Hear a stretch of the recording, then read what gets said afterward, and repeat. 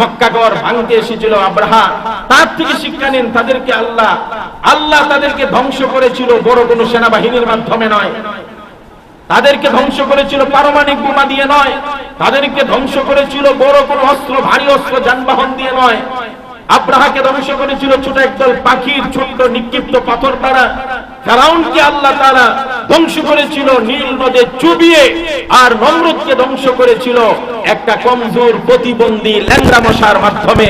সুতরাং আল্লাহ যদি পতন ঘটাইতে চায়, বাংলাদেশে যদি কোনো বিরোধী দল নাও থাকে, কেউ যদি আন্দোলন না করতেও পারে, হঠাৎ করে আল্লাহর কোন বাহিনী, দুর্বল বাহিনী জেগে যাবে, যার মাধ্যমেও আপনি আমার পতন হয়ে যাবে। কথা বলেন ঠিক কি? এত কথা কেন বলছি?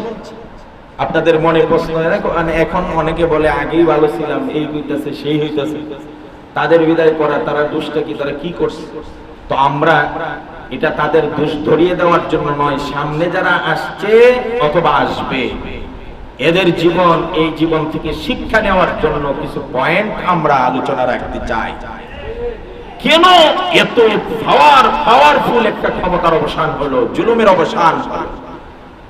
আমরা কিছু পয়েন্ট নোট করে আমাদের জীবনের ডায়েরিতে আর মেমোরিতে রেখে দেব। যদি আমিও এমন হয়ে যাই, তাহলে আমার পতন হতেও সময় লাগবে না।